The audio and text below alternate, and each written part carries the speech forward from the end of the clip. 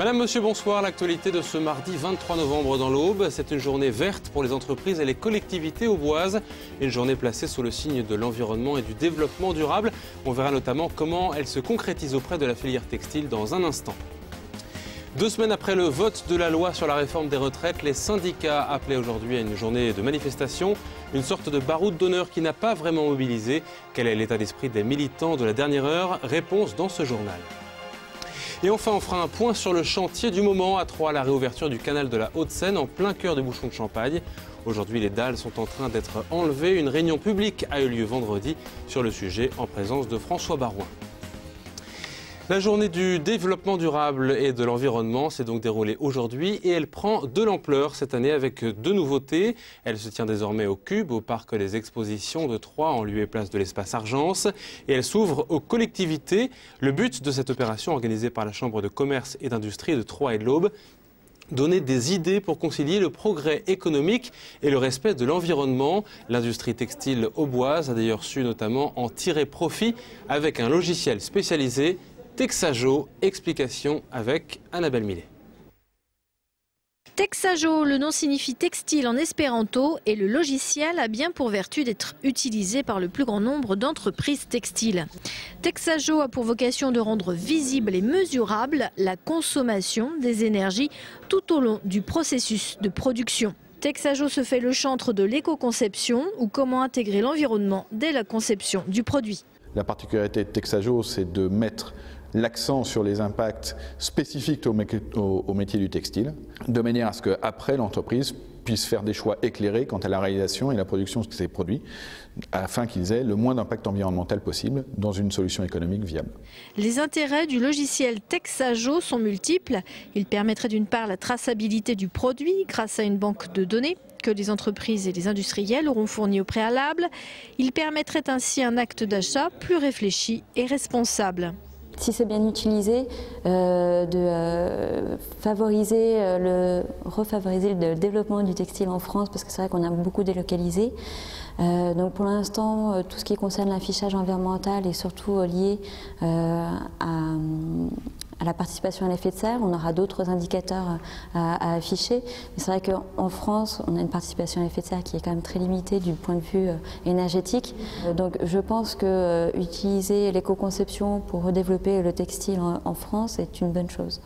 Les industriels du textile présents ce matin ont pu comprendre mieux les mécanismes et les intérêts du logiciel gratuit qui sera mis à disposition sur Internet. Certains ont même paru plutôt intéressés dans un monde économique où le développement durable apparaît autant comme un moyen que comme un objectif.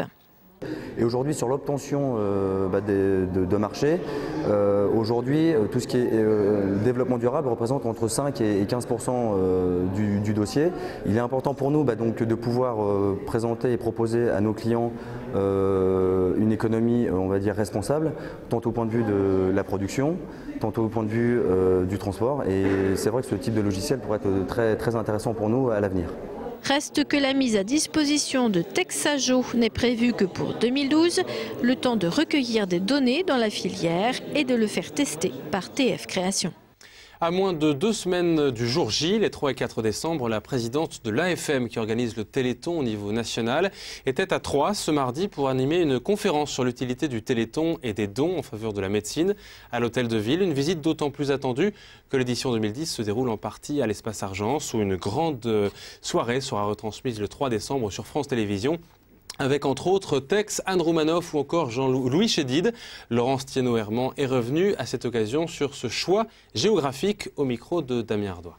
C'est la mobilisation sur le terrain et pour nous, dans le cadre du Téléthon en tout cas, ce que l'on souhaite, c'est mettre aussi en avant toute cette mobilisation des bénévoles, de tous les acteurs associatifs qui participent au Téléthon et dans un lieu qui s'y prête particulièrement. Donc c'était cela le souhait. Notre choix s'est arrêté sur Troyes. Je pense que c'est toujours un plus et ensuite les Téléthons qui suivent, il faut capitaliser sur ce que ça a généré lorsque ça a été ou plateau ou ville ambassadrice. Donc c'est forcément un plus, mais il y a déjà dans ce département une belle mobilisation et un véritable engagement pour le Téléthon. C'était Pierre Tcherniak qui parlait du 14 juillet en hiver et à Troyes, je pense qu'on essaiera de battre les records de mobilisation en ces 3 et 4 décembre prochains.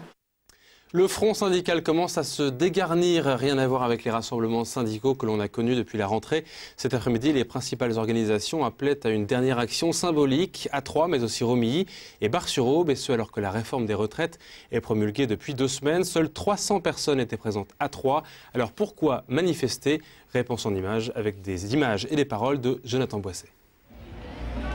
Aujourd'hui, la mobilisation a fléchi, c'est clair, il faudrait être relativement tordu pour se cacher les yeux là-dessus, mais on va continuer et jusqu'à ce que le mouvement prenne encore plus de sympathie dans le pays et rendre cette loi inapplicable. Ce ne sera pas la première fois qu'une loi est promulguée et pas appliquée. La loi serait applicable en juillet 2011. On a jusque juillet 2011 pour continuer à convaincre le gouvernement. Mais ça va être compliqué puisqu'on voit bien la conception du dialogue social qu'il a depuis le début du conflit sur les retraites.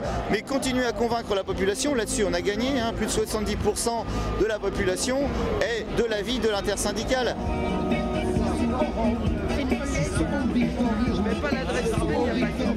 Pour demander un référendum sur le retrait de la loi. Pourquoi demander un référendum? On demande un référendum pour faire en sorte que cette loi ne soit jamais appliquée et qu'on trouve d'autres solutions qui touchent davantage l'ensemble des revenus et qui permettent une plus grande égalité. C'est pas un peu tard? Je crois qu'il n'est jamais trop tard pour bien faire, surtout en matière sociale, parce que si on baisse les bras maintenant, ça sera beaucoup trop tard après. Merci. Il n'est jamais trop tard pour manifester. Au contraire, moi je dis que les gens ils ont raison. Pourtant la loi est passée, qu'est-ce qu'on peut faire maintenant? Plus grand chose parce que la loi elle a été passée, elle a été signée et il y a 10 ans qu'on aurait dû se battre, mais maintenant il est trop tard. Il ne faut jamais se résigner. Il ne faut pas se résigner. Il ne faut jamais se résigner. Il faut continuer et puis il y aura le référendum, il y aura des manifs, il y aura d'autres choses, il y aura d'autres actions. Et voilà, les gens lâcheront pas.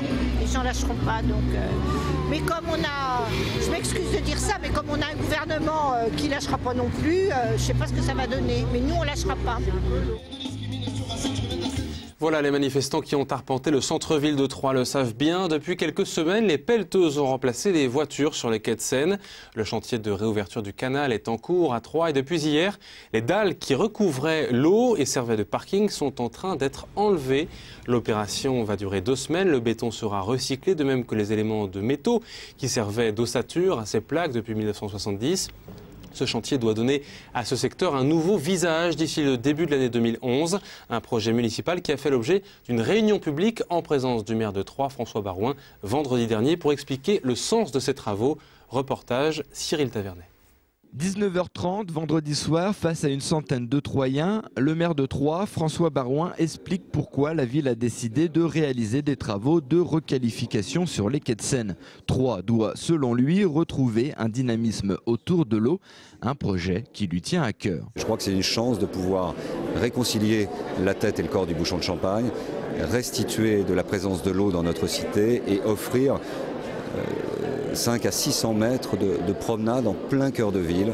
Ce sera vraiment un lieu de vie et j'ajoute que ce sera un atout supplémentaire pour notre cité puisque vous le savez, nous sommes candidats à de nombreux labels et c'est un programme important, comme ça c'est fait dans d'autres villes, un programme important qui va tirer la ville de Troyes vers le haut et je l'espère améliorer la qualité de vie au quotidien. C'est un projet qui nous tient vraiment à cœur.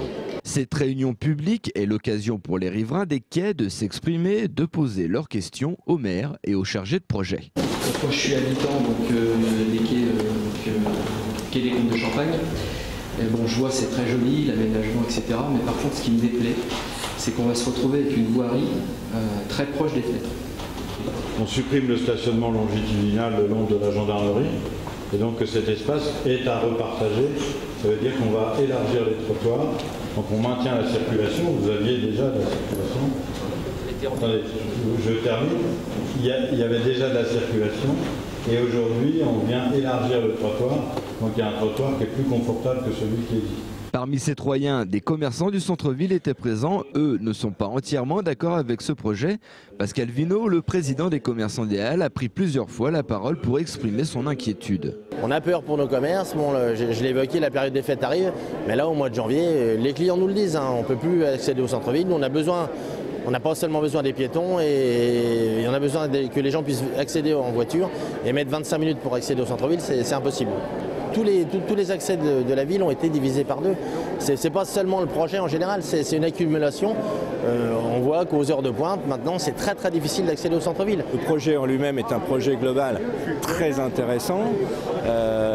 Simplement, je pense qu'ici on est tous d'accord, ça concerne effectivement la gestion de ce projet, l'information qui est encore, à travailler. Mais je pense que c'est un projet porteur pour la ville qui amènera effectivement beaucoup de perspectives économiques et de qualité de vie. François Baron et toute son équipe ont pris note de toutes les remarques des Troyens. Le maire souligne qu'aujourd'hui il n'y a pas de commerce sur les quais et que la requalification, l'embellissement de ce site pourrait bien en créer. C'est tout le centre-ville qui pourrait profiter de ce futur dynamisme. On referme ce journal avec un mot de sport et une image insolite, celle d'un élu troyen qui n'a pas hésité à enfiler hier soir des gants de boxe. Valérie Denis, adjoint au sport au sein du COSEC des Chartreux, rénové par la ville, pour suivre un entraînement sous l'œil attentif du boxeur Jawad Shiger, issu des quartiers des Chartreux. Le bâtiment vétuste est désormais aux normes et la présence du boxeur olympique permet d'attirer les jeunes sportifs, notamment de ce quartier, vers cette discipline. Avec les éducateurs du Stade Troyen, le site a désormais retrouvé une vocation claire et précise. On écoute Valérie Denis et Jawad Shiger. Certains enfants des Chartreux avaient quelques difficultés à trouver une place au sein des associations dites traditionnelles. C'était ni la faute des enfants, ni la faute d'ailleurs des associations, mais c'était comme ça. Et donc nous avions la volonté de développer le sport dans les quartiers parce qu'il y a une appétence très forte pour cette pratique. Et il nous semblait important d'être au cœur du quartier et surtout de proposer une discipline qu'ils ont envie de pratiquer et surtout avec une locomotive, Jawad Shiger, en s'appuyant sur un club sérieux, le Stade Troyen. Pour moi, c'est pas étonnant que ça marche, parce que j'avais déjà de la demande. Dès mon retour des Jeux Olympiques, j'avais beaucoup de jeunes qui venaient devant chez moi, devant chez parents au Chartreux et qui criaient Jawad et tout. Et ils me disaient, on va alors apprendre à faire de la boxe et tout. Donc, et ça me fait plaisir aujourd'hui de leur transmettre ce savoir-faire et de les accompagner dans leur carrière, comme moi, mes frères ont pu m'accompagner. Propos recueillis par Jonathan Boisset. C'est la fin de ce journal. À suivre les prévisions météo avec Sandra Durupt. On pourrait apercevoir du bleu dans l'après-midi demain selon Météo France. Mais ce sera toujours très froid. Passez une excellente soirée. À demain.